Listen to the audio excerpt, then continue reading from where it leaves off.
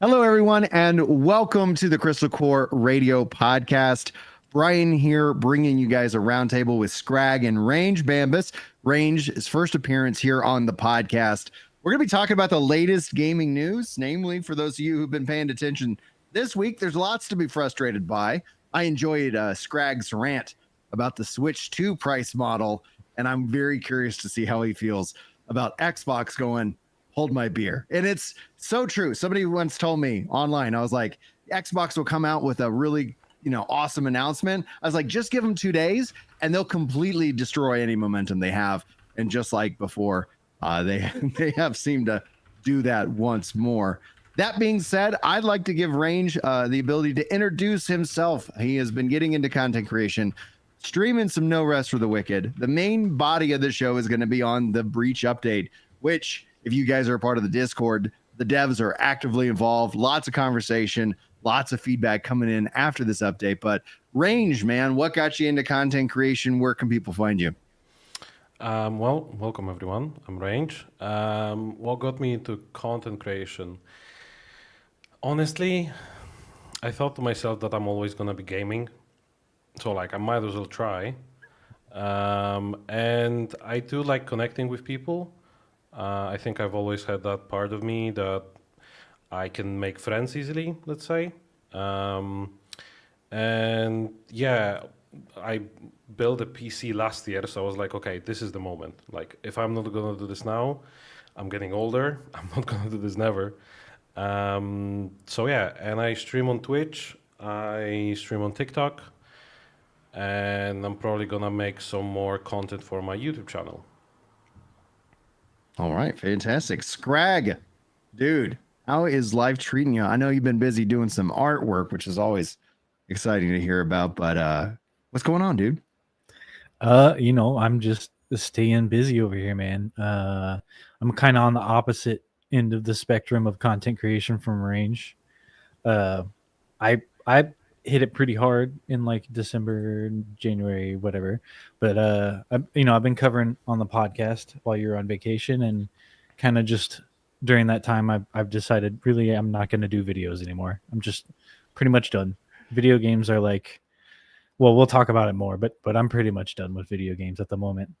These companies, man. There are seasons for sure. Like for me, you alluded to me being on vacation. I tell you, nothing has made video games more enjoyable than forcibly stepping away from video games news and playing for over 40 days. It was like, oh my goodness. And then stepping back into, oh gosh, Breach update. Like this is really great. So I've been enjoying it. I know it's really good. And so I highly always encourage people, especially when things just feel so bitter in the gaming world, kick back, relax, step away, and it will be a healthy time. But let's talk about the thing that I know a lot of people are very hurt by, because that's how I always kind of take it. My brain understands why the prices have gone up, but that doesn't feel good. It doesn't have this resonation in which that, oh, you're charging more.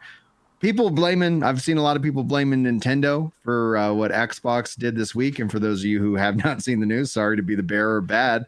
Xbox is increasing the console price by $100, and they're upping their games, or at least select games, to a starting price of $80, which is on par with what Switch 2 has did and announced. So where do you fall? I'm going to go to Scrag because your rant against Nintendo was glorious. So I'm very curious to see, do you blame Nintendo? Do you feel like they were a canary in the coal mines, or somewhere in between? I blame greed. See, there's a company in this industry. They know a lot about greed, and they know how not to be greedy, and that would be Valve. So that's why I have this here. Mm-hmm. Okay. I can buy a game for this that has 50 hours of content for $6. Yep. And the people who make those games still sell hundreds of thousands or millions of copies. So, I think it's greed. It's just all greed. We got a bunch of middle management. We got a bunch of people who are crunching numbers and moving people around and doing all this corporate crap that they don't need to do. We don't need that in gaming. We just need people who really love games and really like to make games. That's all we need. And I think the death of major gaming corporations such as like Nintendo or Xbox or whatever, honestly, it could only be a good thing. And that's brutal, but that's how I feel, man. I love it. Thank you, Scrag. What about you, dude? What how are you feeling about the updates? I'm gonna agree. The whole thing with the like middle management, things like that, like corporate things that are impacting, 100% they don't have to do this. And I am very happy that, for example, Moon Studios for the No Rest for the Wicked, they went independent because that's the greatest move they could have done. Oh, and Microsoft was just like, they've been Yeah. knocking on that door a lot. Yeah, and whenever I hear something that some company bought some other company and like that other company was making good games previously, now it's gonna change. CD Project Red. Excuse you. What was that? I'm so glad I'm Polish. Do you guys feel Sony's going to follow suit? Like, are we going to be like, are we just days away from the PlayStation announcement? In that regards, where Sony, because like the value proposition of the PS5 Pro literally just got more valuable, and I've seen a lot of people running out to grab them out of just defensive of like, oh, it might be going up. I want my GTA 6 machine, which interestingly enough also got a delay today, all the way till next year. Do you guys feel Sony's going to follow suit, or like? I think Sony is obviously, they haven't had any problems selling the PS5. They are in a power position. They could literally wait until the PS6 and just mop it up. They've already raised the price in other countries, but here in the US, like it's right now on the shelf, and it's cheaper than an Xbox, and it can also play all your Xbox games. So I don't know, man. I feel they could really just dominate by not doing anything. What do y'all think? I don't know. They need to move their headquarters back to Tokyo. That's for sure. I agree with that. Yeah. Other than that, I think they're in a pretty good spot. But I don't know. I don't know. Everything's so up in the air. Yeah. It's like, we've got all this turbulence. We've got tariffs. We've got greed. Like I said, we've got all these things. Oh, and like Sony's censorship and game producers and things of that nature. We just got a bunch of crap that's going on all over the place. And even though they are in the best position of the consoles, I don't know. I think it would be smart for them not to raise their prices.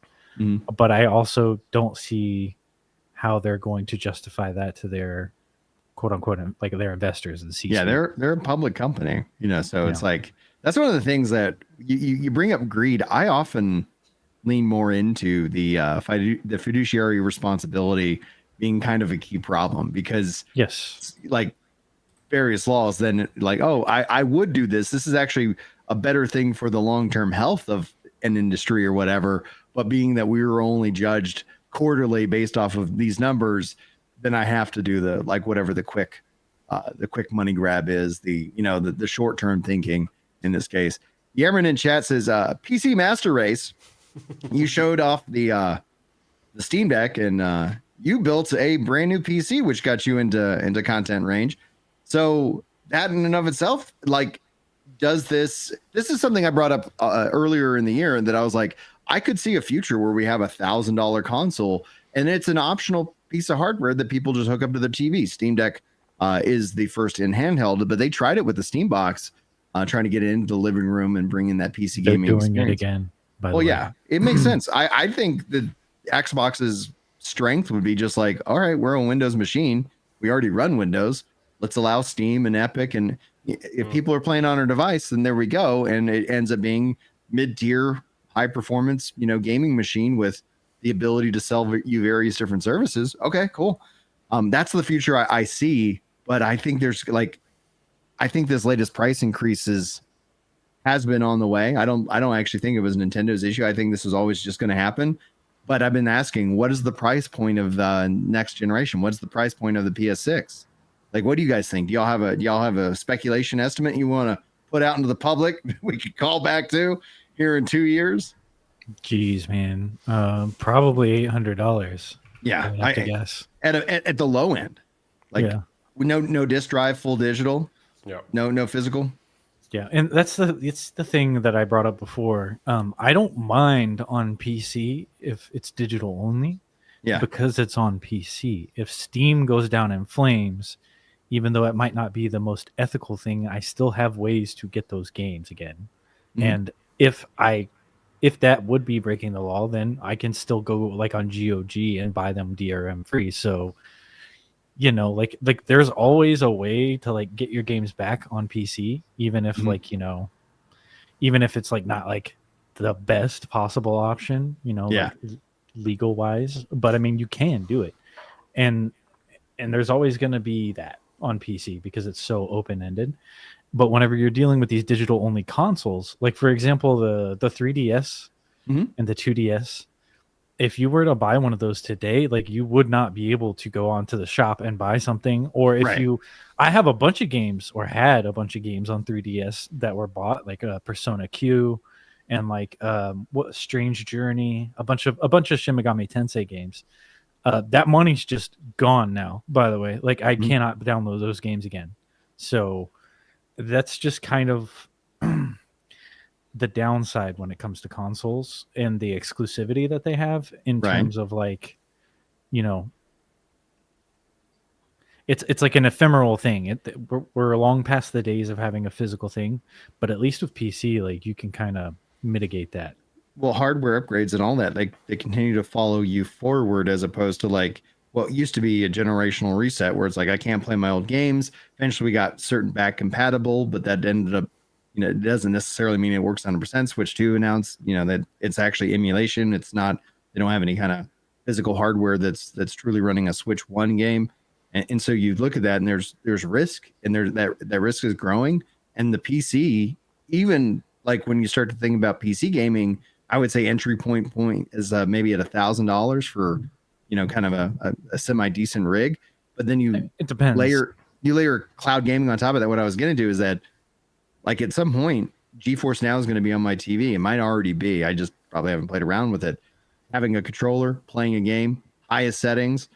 Turns out, like, why do I need a console? And I think we're seeing a lot of that where this is becoming a massive luxury, you know, Yeah. kind of product that because people have migrated, people do have different expectations.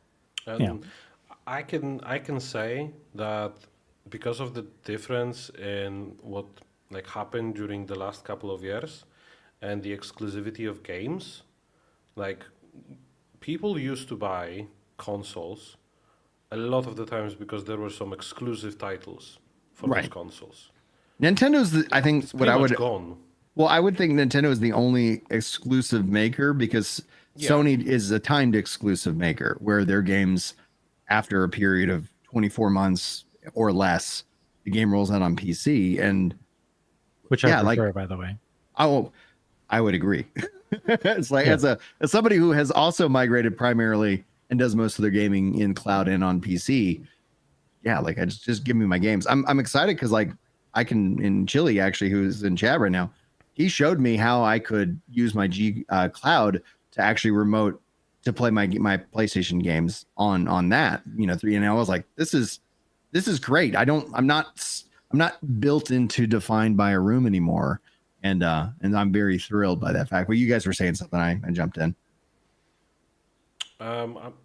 Just the exclusivity part was, I think, a big deal for me. But yeah, I mean, Nintendo does have the exclusive part on their end. Mhm. But coming back to the Sony and how will they respond? And I do agree that they shouldn't because they are in a good spot. But how you both said, I think it's gonna come down to the numbers, and either they will be just pushed by the investors, or they're gonna do that with PS6. But it's not looking the greatest. And PS6 is maybe 2 years away. Like I think we're seeing the next gen maybe kicking up next year You with think that quick? Microsoft. Well, it's rumored and Microsoft has kind of hinted at it. So we'll see what happens at this summer's, kind of summer showcase, what the former, what used to be kind of reserved for E3, we'll see that if Microsoft kind of showed some hardware, because it is speculative that they actually release their next gen system in 2026. PlayStation would be at, I think, 2027. There's, there's no disadvantage for them trying to launch day and day with and keep up with what Microsoft's attempting to do here. But yeah, like I think we are, and so it's like them waiting 2 years, like that gives them the ability to kind of see, what kind of impact this is having on the market overall, and go from there. Yemmerin in chat says, I heard that Microsoft's price hikes might be them trying to get more people into Game Pass, since that's also accessible through PC. But does an $80 game make you guys consider Game Pass more? You're renting your games, through Game Pass. Does that consider that service? Does that increase the value of that service if games go 80, 90, GTA 6 potential 100? Absolutely not, because $80 games are usually going to be garbage anyway, because they're all going to be AAA. That seems to be the pattern right now. I'm gonna say $50 the Expedition 33 is like, hey guys, thanks for getting out of our way, GTA. Now we might sweep the Game Awards. If I ever used Game Pass, I would say that would like make me wanna buy it more, because of the fact that the AAA games are being raised, the prices are being raised. But like I never used Xbox Game Pass.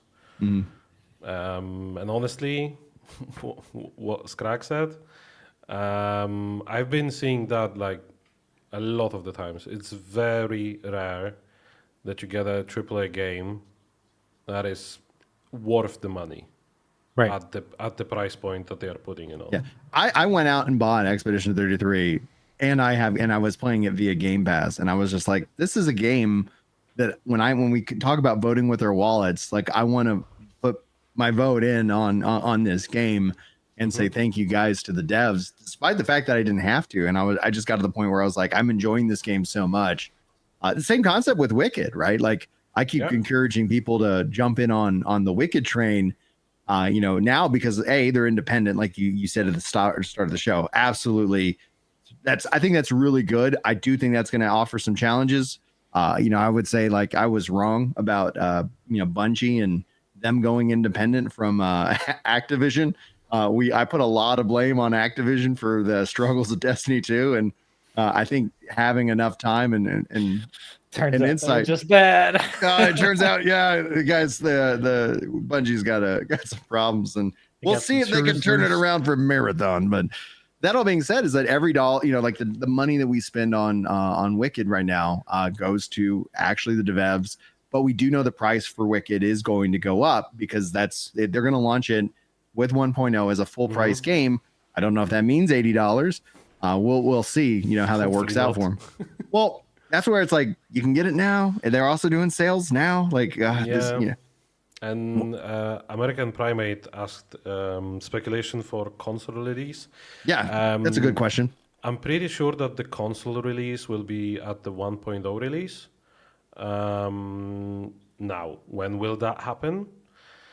No idea. I think it's gonna happen 2 years. I'm gonna be honest here, because we do know from the Discord that they have how many updates is it? Next is co-op update. Yep. Then it's gonna be Sacrament update, which is then the combat, the housing and everything. Then the combat 2.0. And all of these things, just so for anybody who's kind of listening, it's like when we're just putting a small description on it, there's going to be a lot of other stuff like included. So like Sacrament update is going to be focused in on housing, quality of life, but they're going to be adding in a lot more other things to that. I'm getting a dog barking. Sorry. You're good. It's just like, it's not my dog. Yeah, not mine either. So I do agree, like with you on, I think it's also from a marketing perspective, a 1.0 console release, like any drama that's going to happen within any update and any kind of frustration, like adding in console players and more players, like could sour people, so that when 1.0 comes out, it's not really that special. But when it does come out to consoles, having that 1.0 update that is really refined, really polished, you get that whole new look that everybody comes out to. I do kind of wish console players, because that's the number one question I get. But if I was going to put a year on it, no sooner than 2026. Like you said, you put 2 years. I think that gives them enough bandwidth. But it's not happening in 2025. And I know a lot of people who want to play it. No, I think because when the devs were asked when the co-op update is going to come out, they said that for sure we are not going to have to wait another 9 months. So because the breach came out 3 days ago, I'm going to assume it's going to happen. The co-op update is going to happen around fall. And then I think we're going to have like 4 or 5 months between each update, unless it's also going to be another one, how the breach is, which is basically doubling the content. Yeah. And also, for anyone wondering, the map that is currently available is so small compared to what it's gonna be like at 1.0 release. Yeah. There is a map floating on the Discord, or the official Discord of the No Rest for the Wicked, and like honestly, it's gonna be like 4 times the size now. So it's gonna be massive. Yeah. And they have already put up a hotfix 2 days after the new update, because like you said, with the people investing, pretty much it is investing. When you buy the game in early access, you are investing in the developers. You are giving them the chance to do the game even, on a higher level and do it quicker. So that's how much they, one, listen to us players, because they look at everything that we drop in the Discord server. And even in the hotfix notes, they have been saying, like, we see a lot of you have said this about this change, we are reverting it. And like they really do listen. And it's not something you see every day with the new games.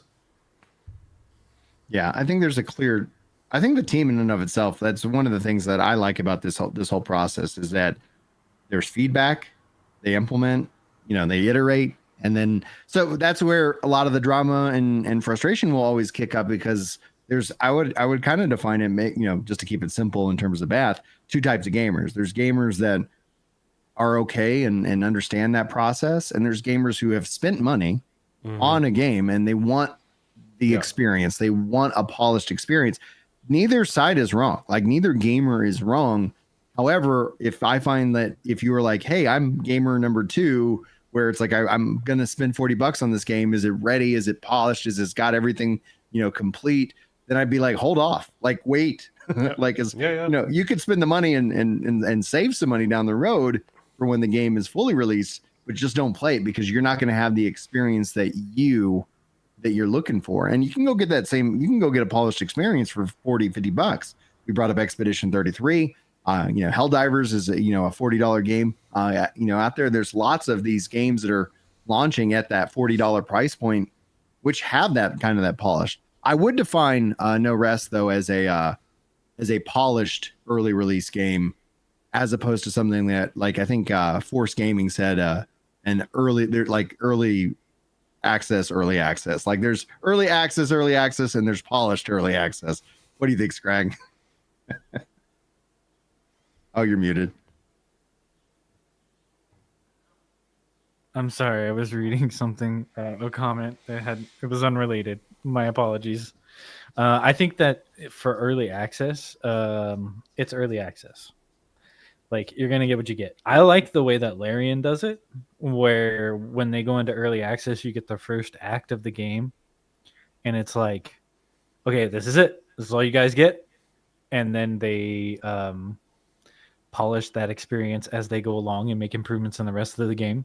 And then whenever the game actually comes out, the first act is, at least for the last 2 times that I've been a part of the process, is completely different or majorly changed. So I like the way that they do it, where early access is essentially a completely different experience. And I think that works. So when it's up to like polished versus unpolished, I think unpolished is typically negative. But then also the way I look at it is, at least if you're paying a less amount of money for the early access, then while you should be a little bit more lenient. You know what I mean? Yeah. But then again, there's other times where it's like, oh, they put this game into early access and it's clearly not even freaking close. So like, why did they even put it out? You know what I mean? And then by the time it finally does come out in like 15 years or so, like 7 Days to Die, then it's a really good game. Silk and Song. Well, Silk Song wasn't early access though, was it? Yeah. No, it's not. Yeah, it's not early access. We'll see though. It might. Silk Song might be coming out this year, which will be really thrilling. Yeah. But yeah, that's my take.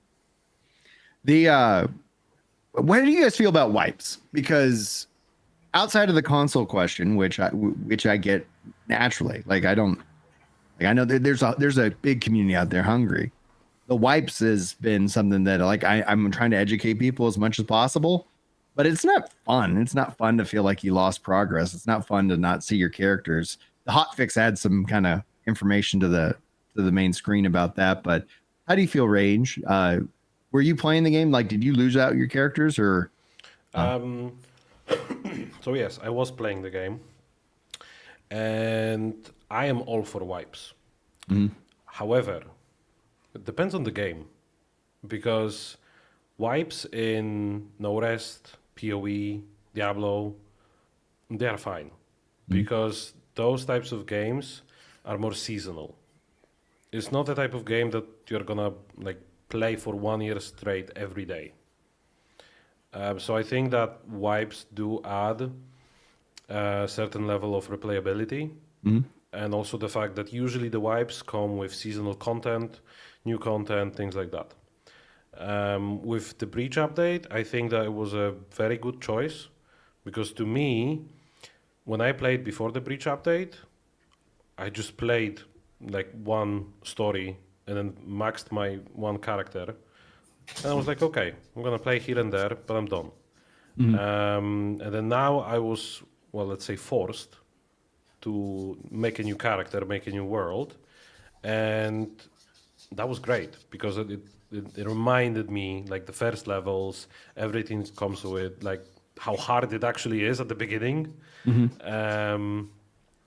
And also because, you know, they did the wipe because they put in a lot of stuff in the early game. So like either way, you would have to replay it. And for other games, however, like if there would be a seasonal wipe, I don't know, for Call of Duty, nah, I don't like that. But for like games like No Rest, PoE, yeah, I think it's a good thing. When do you think the next wipe's going to be? I wouldn't be surprised if it's gonna come out with Combat 2.0. I wouldn't be surprised, because I don't know if with that update they're gonna bring in classes, because they said that they are gonna bring in classes. It would make sense. And also skill trees. You know, Yeah, which, exactly. yeah. So it would make sense to make a wipe. The theory I have on the skill tree thing is like, you know, because you bring up classes, as that for anybody who's kind of casually listening, casually following, they've talked about classes that you still have the existing, how you play, you build out your character, and classes become a master working of that character and that archetype play style. And that is where I could see them using those skill trees that, based off of how you spec out your skill tree, it basically puts you into this, you know, this class of, you know, based off the archetype. Anyway, go ahead. I just wanted to jump in with that. Yeah, info. I mean, speccing into that one specific type of class is going to be a very cool thing, because now it's just leveling like in Souls games. You just level up your health, stamina, your main stat, and that's pretty much it. It's not exciting to level up. But when they are gonna bring out the skill trees or whatever they're gonna do, it's gonna feel more in line of what your fantasy is for your class that you're doing. So now, you know, yes, I do have some specific stats leveled up, but it doesn't really feel like I'm a mage or something. Yes, I have a wand. I do have some more points into intelligence, but that's about it. Mhm. And if they do it in a way that with every level you can gain like a specific effect to your main skill or something, and you can see way more different builds out there, way more specific.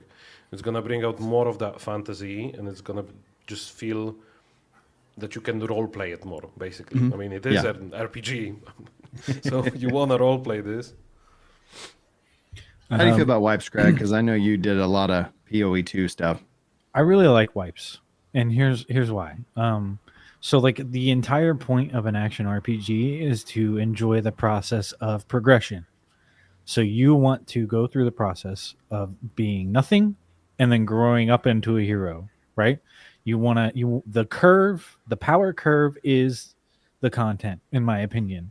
Finding new item, looting the new thing, finding the broken combo, discovering the skill combination that does like a cajillion damage. That is very satisfying, and that is what it's all about. So once you're quote unquote done with that, you don't really have anything else to do except make a new character. But the good thing about wipes is it allows you to basically just not worry about making a bunch of characters. So like if we contrast that with MMOs. So for example, World of Warcraft or Final Fantasy 14, it takes forever to level a class to max level.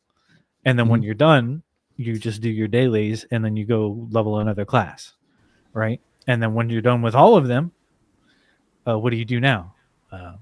Nothing. You do nothing. You build a house and you install mods to make it look like a sauna or something.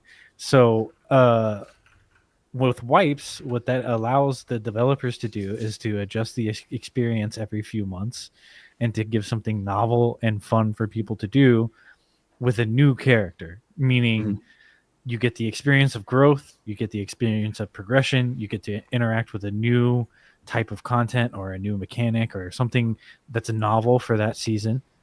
And then when you're done, you can either wait for the next season, you can make a new character, or you can take a break. And then when you take a break and you come back, you don't feel like you missed out because everyone else is experiencing the new stuff for the first time as well, which is good. Yep. This is kind of where like the games that have done wipes have always kind of just turned me off, but knowing that this is early access, that is a kind of a part of the process, it's interesting how they handled it. I actually kind of like it. It's your characters are all on the previous build. You can go swap over to that build if you want.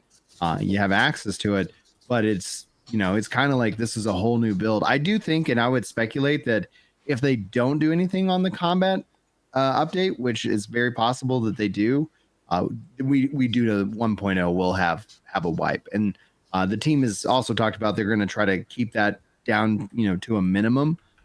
But obviously we'll have to see how that plays out in the long run. But it's been frustrating. Like I understand where people are coming from. It's been interesting for me because they had it in hardcore mode, and that's what I've been playing on stream on my character, and so far, knock on some wood, still there. Nice. And I was just kind of like, I'm kind of enjoying it. We'll see what happens. People, because of people, there's some bugs, and I think I'm probably gonna die to fall damage as opposed to like any kind of real epic, close fight. But yeah, that's where we are now. Chat's asking, is Range Bambus a speedrunner? No, this is my friend. He's trolling me. No, I'm not a speedrunner.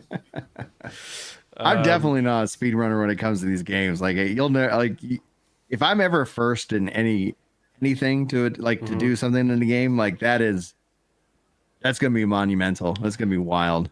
I think that okay. I'm gonna retract my statement. Okay.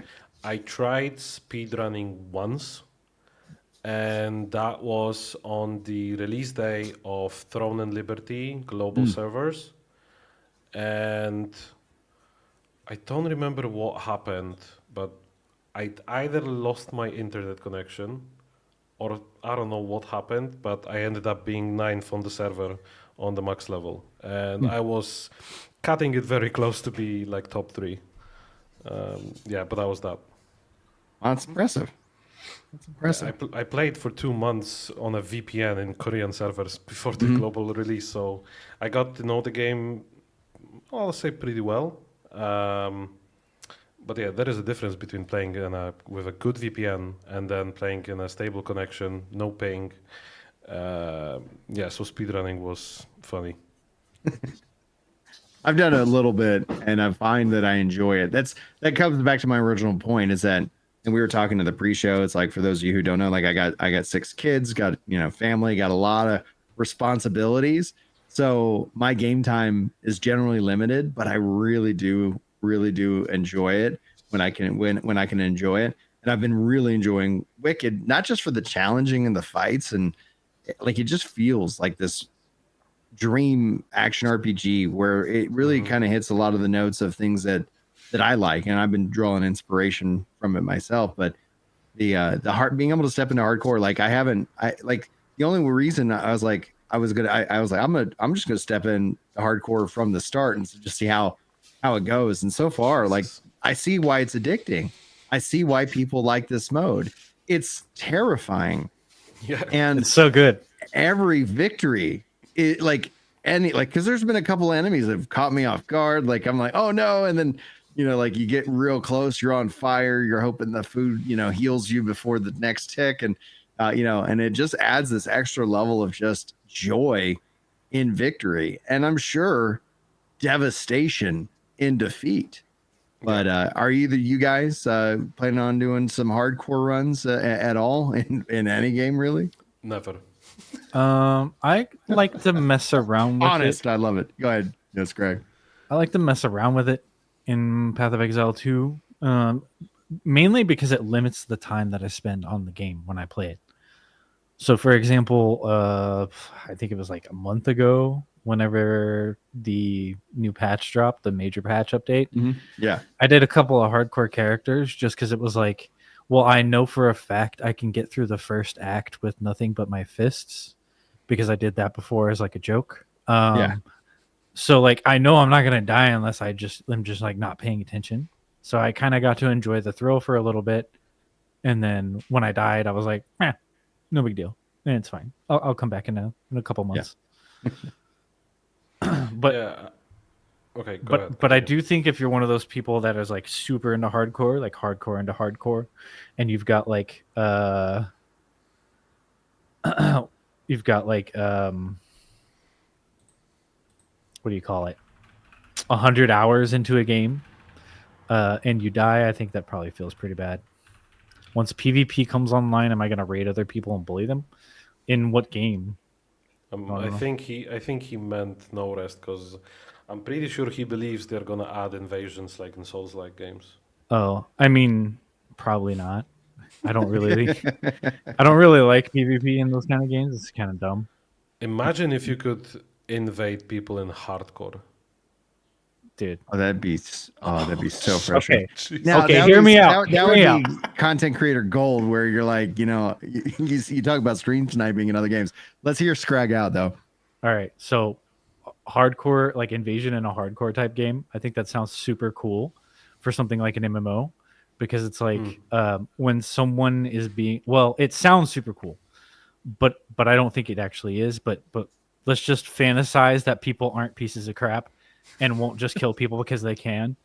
If there were a situation where you could come across another player in an MMO and like permanently lose your character and they get all your stuff, which is a thing in certain games, it will be abused, but also is a really fun idea. I just don't think it'll ever work because of the player base. Yeah. I think it would be cool what you said if people weren't, let's say, as bad as they are. Family-friendly wording. If, for example, you had a situation where you come across a player, you invade them, obviously, you come across a player, and they can see that you have, like, I don't know, 10 levels above them. So they know they're gonna die. And you could put out a roleplay element to it and say, what can you give me to spare you? And, like, you can... So EVE Online. They can kind of buy out their life at this moment. But it's never going to happen because people are going to be like, well, I can kill him, so I'm going to kill him. Like, Here's my real ruin take. his day. Here's my real take on PvP in these kinds of games. It's never going to work it's never ever going to be like realistic and work in a way that is actually engaging and fun until we have like full dive type technology, Mm. because then you will be limited to your field of vision and like what you feel or see or whatever, however it works.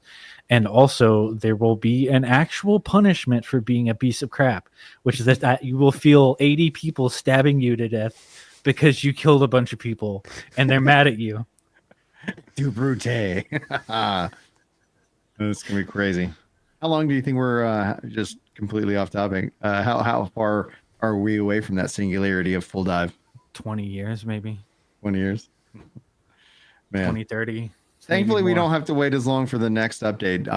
I would think that if we were going to see the multiplayer co-op update for No Rest, that would be sometime maybe this summer. Obviously, that entails that we probably would see the PvP because they've talked about adding in, PvP, and it makes sense to have that. That actually would make the multiplayer update have a lot of content life because as much as people, like I would say, the PvP community in an ARPG is going to be the smaller side, unless there are probably an exception or two out there. But generally, people play for the PVE aspect and the co-op aspect, and we do know that the game co-op is going to have friendly fire, which I'm sure that's going to pick up a lot of players who don't know that, and they're like, "Wait a minute! Like, I killed my friend. I thought that etc." But if they end up coupling PvP with that, like we saw earlier in chat, and let me see here. Yeah, let's pull it up. Himisu says only 11K players currently on Steam. I mean, it's also during the day, but that being said, is like one of the things that really does actually help retain is a really good PvP mode in which that people can kind of just get back in, get that one more round match in, that addictive loop. But I think if you're looking for PvP, like just straight for it, you're looking for a PvP game, and most likely that's going to be a Call of Duty. Scrag, your eyes are lit up. I don't know if it's what I said or if you saw something up on your screen, but I'm gonna let you drive. It was on my other tab. I apologize. I should be paying more attention. Can you reiterate the question? We're talking about PvP, the impact that it has on retention numbers. It's definitely harmful. If you can't turn it off, it's bad. Yeah. Well, no, like as a mode, right? Like you look at the impact that when Final Fantasy 14 did the crystal, the crystal core, man, why am I drawing them like that? When they refreshed their PvP, like you saw that the numbers not just went up, but they stayed up when you compared it to previous like patch cycles in which that updates happen. Well, it was super fun for one. Exactly. Yeah.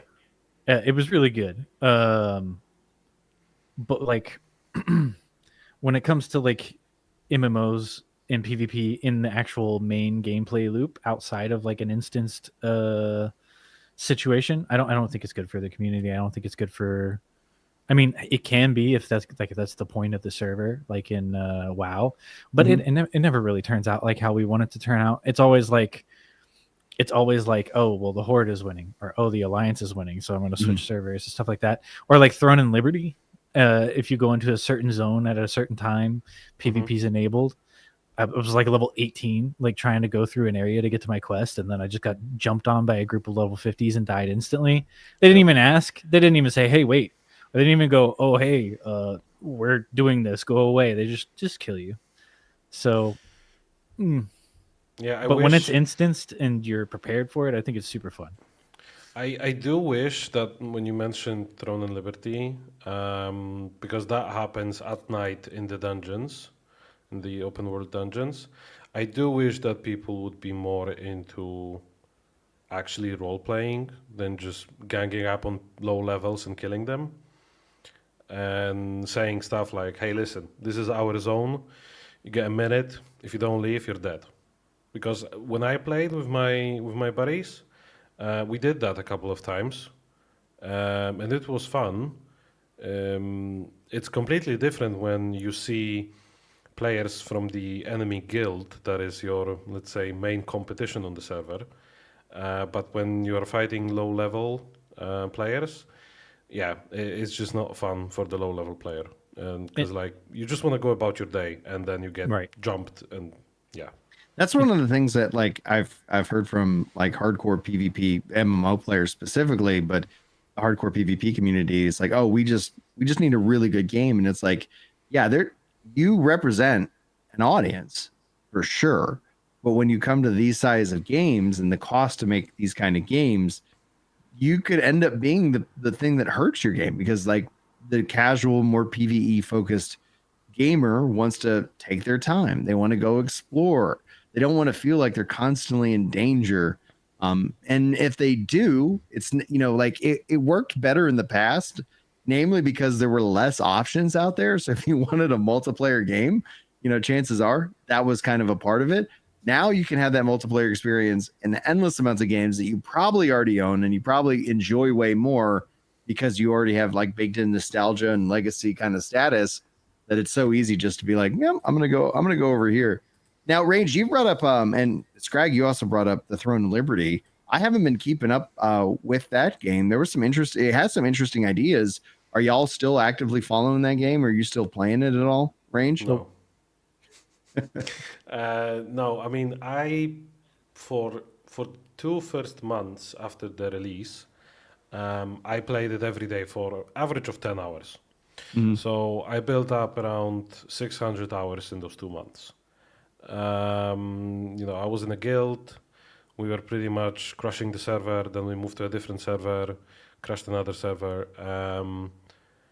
But I guess it was the point of being burnt out by my guild.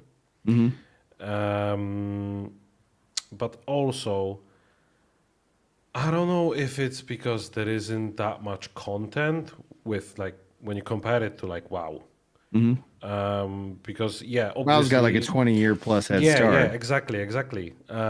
So I think if I didn't get burned out by the, let's call it guild affairs, I could have been playing it still. But yeah, not anymore. It just takes too much time of like your everyday life if you want to be up with everything. Because there is that PvP aspect, there is that open world PvP aspect. They added a open world instanced PvP kind of that you queue up for. But like if you wanna do that, you have to play every day. You have to grind. Because because there is no wipes, obviously it's an MMO, so why would there be wipes? If you go out for a month and then you come back, you're gonna be so behind that. It's that type of game. You have to play it every day, pretty much. Yeah. Now, I'm glad you brought up WoW. Oh, go ahead, Scrag. I was gonna say I do have another point on the PvP and MMOs though. Yeah. There are certain situations in which it can be really fun to get into that kind of mindset where you're in a guild and you're picking fights and you have guild wars and you're like running people off of like grinding areas, things like that. I think that can be really fun. And there's definitely an audience for it. And I myself have been part of that. I was in one of the biggest guilds in Black Desert Online when it first released in the West on that server. I don't remember what the server was named, like Una or something like that. But we were like number 7 or something like that. And that was a really fun time. But also, I think about how many people quit the game because they tried to gank me when I was grinding, and then I just turned around and absolutely destroyed them and followed them around and destroyed them for 3 hours. Yep. And then they went, "Geez, man, leave me alone." I went, "No, you shouldn't have touched me." Precisely, yeah. You gotta No, like but I've been MMOs on with the other PvP, side, you gotta too.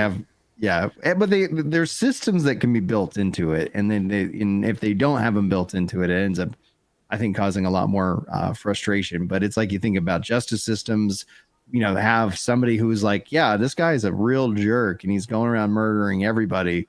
Well, you can clearly see him like on the map, like you can avoid him, because there's disadvantages that come with that aspect. But it's gonna be interesting to see.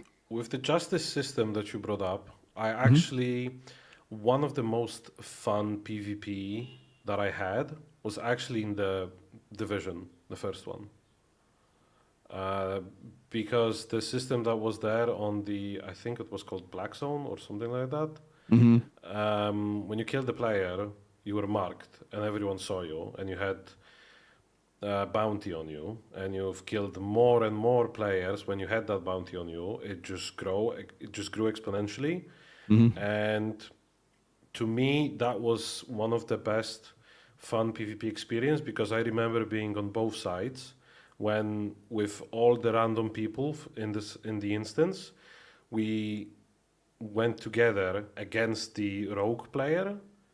And then also on the other side, when one day I felt like, okay, I'm gonna kill everyone, and I held up the bounty for, I don't know, like 30 minutes or something, and just fighting off the whole server, it was just great. Mhm. So yeah, that felt amazing. So yeah, what you said, if there is a system that doesn't, if there isn't a system that prevents it from being abusive, you Well, know. Archage did it really well. You guys remember that Archage? And isn't that's like how Ashes of Creation is kind of trying to modeling itself off of Arcade? Because that's what I've heard time and Kind time of. again, Scrag. Kind of. I mean, the guy who is making Ashes of Creation was one of the biggest freaking bullies on his server on Arcage. So, I think he's making a game for himself. Oh, First yeah. and foremost. Funded by all of us. At least from a content creator perspective, I'm like, well, crap. Like, as someone who likes MMOs, and it's like, all right, I guess, you know. Allegedly. Of course. Allegedly. That's secondhand information, not from me. That's from another player who was on their server that I played MMOs with for about a year. The fallout of Ashes of Creation right now, and I know they just pushed out a wipe. We were talking about wipes earlier. I haven't had the opportunity to play it. Like, every time that I'm like, you know what, I'm gonna go check out Ashes. I paid for this. It's offline. Like, my schedule does not align with the testing schedule one way or the other. But I'm hoping that I can step in and check it out, because it's like, on paper it sounds amazing, you know, and it's, you know, it sounds like, oh yeah, I'd love to be a part of this world that every, you know, like whatever server you're on could have a whole different thing based off of the nodes and this, that, and the other thing. And then there's, you know, PvP and karma, and, you know, like, I don't know if karma is the right term, but I saw that Yerman talked about that for BDO, like having that aspect. It's like, yep, we're going to have these kind of systems. Earlier, you did bring up WoW though. And I want to kind of get back to this, because Chili kind of highlighted this, is that apparently WoW is working to ban add-ons. And this is kind of speculative.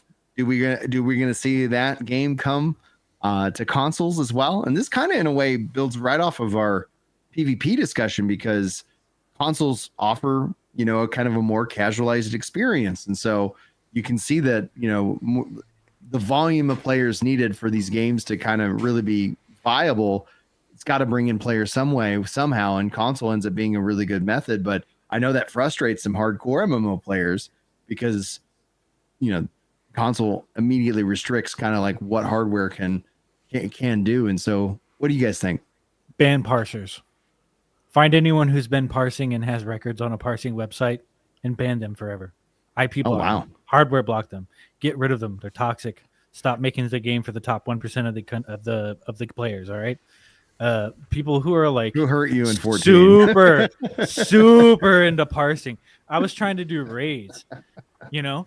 I was trying to do raids in 14 and like Shadowbringers, and they're like, "Well, do you have any parses?" I'm like, "No, because I don't break the TOS, nerd." Oh, some, if you played Final Fantasy 14, you've been parsed. Like, yeah, no, I know. Someone's parsing. Someone's uploading that. I'm just joking, but it pisses me off. It's like people are like super elitist with that kind of thing, and I get it. They have to be, because it's a waste of time if they're not. But I think we should just go back to the old-fashioned way of finding good people to play with, and that's playing the game with your friends a lot, and then you become good together as a group with cohesion. I completely disagree, because it's like, you know what I would give for like a real parser, and I don't actually ever care for it in real time. What I always want is stats, and I would love to see like, hey, you beat this boss, and here's, you know, here's some facts, and here's some figures, and because like, as somebody that would be fine if it was something they put in the game, yeah, as long as it wasn't ranked. You know what I mean? Yeah, but I know what you mean. Exactly. If they show you that, you're gonna rank it. Someone's gonna make a tool that's gonna be like, oh, it pushed your screenshots, and the AI will parse the data, and we'll put you on a leaderboard. They're gonna do it. So I don't know what the right answer is, but I think the right answer is getting rid of that stuff, Get rid of weak auras, get rid of parsing, get rid of the thing that You're talking about MMOs. Like, tells you how to I'd, play the game. I'd love this in Wicked. You know, like I'd love to be able to see kind of my numbers and be able to analyze my playthrough and see like but that's again, like you're talking to a baseball nerd here. So it's like, does he bat, you know, better left-handed in the rain on a Monday after he, you know, spent all weekend doing coke? We got those numbers in baseball. Let's get these numbers in these in my video games. One thing that I asked Thomas, because I was fortunate to sit down with him and have kind of a one-on-one like hour and some odd interview. We talked about, and I was like, can I get a stats page? Like, I want to know how many times I've fallen to my death. Like, yes. I just want, being the game to count all of my steps. I don't know why, but that came from Final Fantasy back in the day. Like, how many steps, how many squares have I actively taken? Give me every bit of numbers, all the different stats. What's my weapon? What's the damage? You know, like that's one of the things that I know. Call of Duty is always an interesting, kind of topic because they do some interesting things. But one of the things I've always appreciated is like I can go in, look at the guns, look at the stats that I have on these guns, stats overall, stats on stats. Like, yeah, that's what I'm always looking forward to. So I do push back on the game. I just want to play the game. All right. When I buy the game, if I need a parser and all these add-ons to play the game, it should install with the game on the official client. Okay. If you want me to go and install all your little tools and all your little add-ons and the thing that like tells you where to move and like highlights things on your screen, no, dude, I don't want to do that. If that was the part of the intended gameplay experience, then it would come with the game. Okay. If the testers who would make the game are testing these fights and they're not using those things, then you shouldn't use those things either. I know everybody does. Like everybody does it, so I'm gonna do it. But that's why I don't play Tarkov, because everybody cheats, so they cheat too. It's so stupid. It like I get add-ons that are like cosmetic, like, oh, I don't like the tail on my Makote because it's distracting me when it swings on the screen. I get it. Remove the texture. Who cares? But when you're going in and you're actually like ruining the experience of enjoying the progression and getting better at the game yourself, just so that you can just like do a thing because everyone else is doing the thing, rather than putting in the effort of like learning the fight and like having fun with it, it devalues that experience when everyone else can just install Cactbot and it goes move 25 degrees to the left to the circle, move to the northeast, move to the northwest, stand in this circle, blah, blah, blah, stand on point B. Like, it's so dumb. And it's like, there's really no point in you even playing. You might as well just watch someone else play. This also brings it back a little bit to Final Fantasy, because I know Yoshi P has been like, yeah, we're not doing add-ons, but that's caused a lot of drama on that community over a wide range of things. But Yoshi P has gone in and said, hey, these add-ons people like, let's go ahead and get them added in. So there is a value if the developers are then willing to do it themselves. And Chili just sent me kind of the article talking about what's going on with WoW and these add-ons. But it's like, yeah, WoW has, and the WoW devs have benefited from just like, you know what, that's over there.